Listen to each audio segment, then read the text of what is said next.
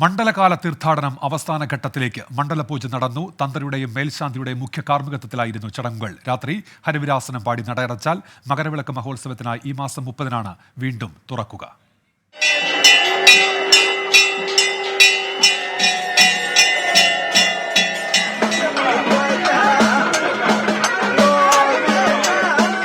പത്ത് 30-നും 11:30-നും ഇടയിലായിരുന്നു തങ്കയങ്കി ചാർത്തിയുള്ള മണ്ഡലപൂജ. ആയിരങ്ങളാണ് ദർശനം നടത്തിയത്. തന്ത്രി മഹേഷ് മോഹനരുടെയും മേൽശാന്തി PN മഹേഷ് നമ്പൂതിരിയുടെയും നേതൃത്വത്തിലായിരുന്നു ചടങ്ങുകൾ. ഇന്ന് നടയടക്കുന്നതിനാൽ പ്രതീക്ഷിച്ച തിരക്ക് സന്നിധാനത്തുണ്ടായില്ല. പരിമിതികൾക്കിടയിലും മികച്ച രീതിയിൽ മണ്ഡലകാലം പൂർത്തിയാക്കാൻ കഴിഞ്ഞെന്ന് ദേവസ്വം മന്ത്രി K രാധാകൃഷ്ണൻ. ഇവിടെ മനുഷ്യസാധ്യമായിട്ടുള്ള എല്ലാ സൗകര്യങ്ങളും ഒരുക്കിയിട്ടുണ്ട്.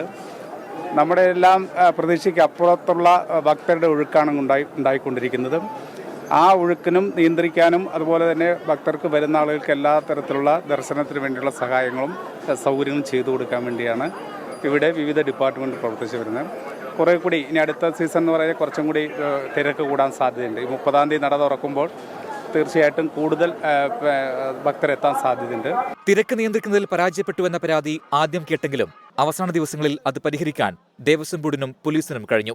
രാത്രി ഹരിവിലാസനം പാടി നടയടക്കുന്നതോടെ ഈ മണ്ഡലകാലത്തിന് സമാപനമാകും. ഇനി മകരവിളക്ക് മഹോത്സവത്തിനായുള്ള കാത്തിരിപ്പ്. ജനുവരി 13-ന് തിരുവാഭരണ ഘോഷയാത്ര പന്തളം കൊട്ടാരത്തിൽ നിന്നും പുറപ്പെടും. ജനുവരി 15-നാണ് ഇത്തവണത്തെ മകരവിളക്ക്. മനു ദാമോദറിനൊപ്പം രാഹുൽ സുരേഷ്, 24 സന്നിധാനം.